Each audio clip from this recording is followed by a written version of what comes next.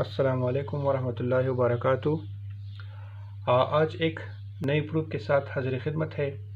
आज हम ये प्रूफ करेंगे कि 0 factorial is equal to 1। 0 factorial से 1 कैसे आता है, आज हम इसको प्रूफ करेंगे। क्योंकि ये मैथमेटिक्स में भी इसकी ज़रूरत आती है, और स्टैटिस्टिक्स में जब हम काउंटिंग रूल पढ़ते हैं तो वहाँ पर पिक्टोरियल आता है, और जब 0 पिक्टोरियल आता है तो हम वहाँ पर कहते हैं कि ये 1 के बराबर है। तो आज हम इसको प्रूव करेंगे कि ये कैसे 1 के बराबर है। लेकिन अगर आप नए हैं इस चैनल पर तो सबसे पहले मेरा रिक्वेस्ट है आपसे कि इस चैनल को सब्सक्राइब करें और बेल आइकन को प्रेस करें ताकि हर एक नई वीडियो आप लोगों को वक्त पर मिलता रहे। अच्छा, पिक्टोरियल हम जब पढ़ते हैं तो पिक्टोरियल के बारे में हमें कहते हैं कि ये प्रोडक्ट ऑफ नेचुरल नंबर है, यानी इसकी प्रोडक्ट, यानी जब किसी वैल्यू की हम पिक्टोरियल ले लेते हैं तो उस वैल्यू की प्रोडक्ट हम तब तक करते हैं जब इससे 1 नहीं आता। लेट सपोज हम जनरली हम n पिक्टोरियल ले लेते हैं, तो n पिक्टोरियल से हम एक वैल्यू को कम करते हैं या माइनस करेंगे जब तक इससे 1 नहीं आता, एंड सो ऑन टू 1। यानी लेट सपोज वैल्यू 5 है, तो 5 को हम इस तरह लिखेंगे, 5 फैक्टोरियल है 5 into 4 into 3 into 2 into 1। यानी जब हम 5 का फैक्टोरियल ले लेते हैं तो 5 से हम एक वैल्यू को माइनस करेंगे, यानी 5 से 1 को माइनस किया तो 4 आ गया, 4 से 1 को माइनस किया तो 3 आ गया, 3 से 1 को माइनस किया तो 2 आ गया, 2 से 1 को माइनस किया तो 1 आ गया। ठीक है, तो ये 5 की फैक्टोरियल हम इस तरह ले लेते हैं। यानी हमने ये फैक्टोरियल के बारे में ये कह दिया कि पिक्टोरियल क्या है।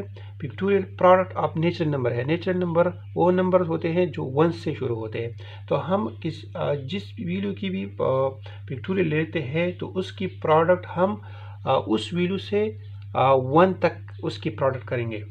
ठीक है। अच्छा, अब 0 पिक्टोरियल पे आते हैं। 0 का पिक्टोरियल ले लेते हैं, 0 पिक्टोरियल इज इक्वल टू 1। इस पे अब आते हैं कि इससे 1 कैसे आता है।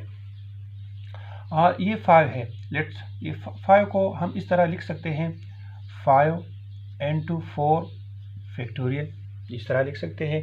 इन सब को हमने एक फैक्टोरियल में कवर किया। ठीक है।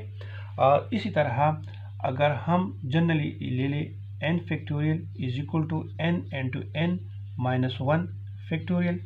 ठीक है। अब let n is equal to 1।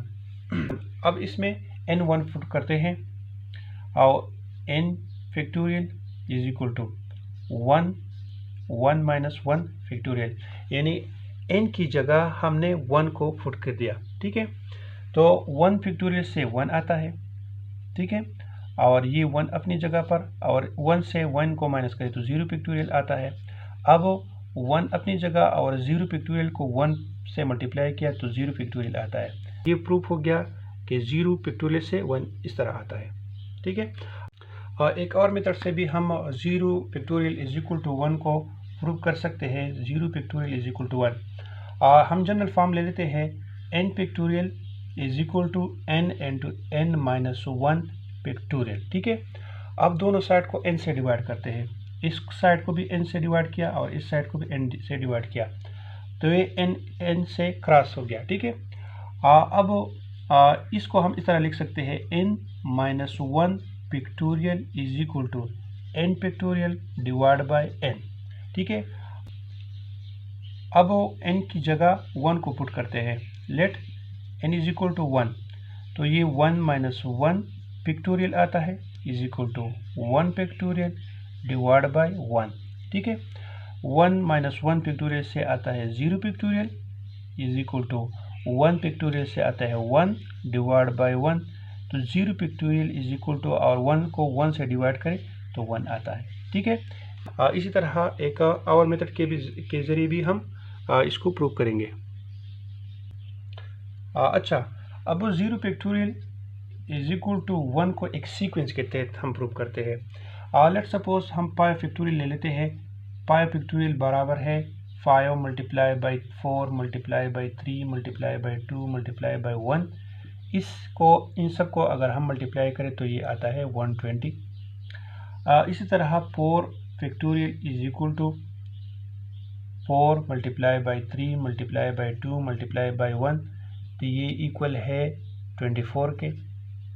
अब अगर हम 3 फैक्टोरियल ले लें तो ये 3 मल्टीप्लाई बाई 2 मल्टीप्लाई बाई 1, ये इक्वल है 6 के। इसी तरह अगर हम 2 फैक्टोरियल ले लें तो ये 2 multiply by 1 is equal to ये 2 आता है। ठीक है, यहाँ पर एक सीक्वेंस है, इस सीक्वेंस के तहत हम 0 फैक्टोरियल इज इक्वल टू 1 को प्रूव करते हैं। यहाँ पर देखें, जब हम 5 फैक्टोरियल से 4 फैक्टोरियल पर आते हैं तो यहाँ पर हमने 120 को 5 से डिवाइड किया तो ये 24 आ गया। इसी तरह अगर हम 4 फैक्टोरियल से 3 फैक्टोरियल पर आते हैं तो यहाँ पर इसको 4 से डिवाइड करके ये यहाँ पर 6 आ गया। इसी तरह अगर 3 फैक्टोरियल से हम 2 फैक्टोरियल पर आते हैं तो यहाँ पर 6 को हमने 3 से डिवाइड किया तो ये 2 आ गया। ठीक है, इसी तरह अगर हम यहाँ से आगे जाते हैं तो यहाँ पर देखिए, यहाँ पर एक सीक्वेंस है 5 4 3, तो यहाँ आगे क्या आना चाहिए, यहाँ आगे 2 आना चाहिए। 2 को अगर हम 2 से डिवाइड करें तो ये 1 आएगा। ठीक है, तो यहाँ पर 2 के बाद क्या है, 2 के बाद 1 है, 1 फैक्टोरियल, ये किस चीज़ के बराबर है, ये इक्वल है 1 के। ठीक है, यहाँ तक प्रूफ हो गया।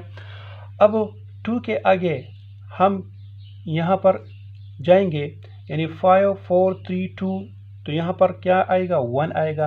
1 को अगर 1 से डिवाइड करें तो क्या आएगा, 1 आएगा। ठीक है, और यहाँ पर 1 फैक्टोरियल के आगे क्या है, 0 फैक्टोरियल है। ठीक है, तो 0 फैक्टोरियल इज इक्वल टू 1। तो यहाँ पर इस सीक्वेंस से भी ये प्रूफ हो गया कि 0 फैक्टोरियल इज इक्वल टू 1। उम्मीद है 0 फैक्टोरियल इज इक्वल टू 1 आप सबकी समझ में आया होगा।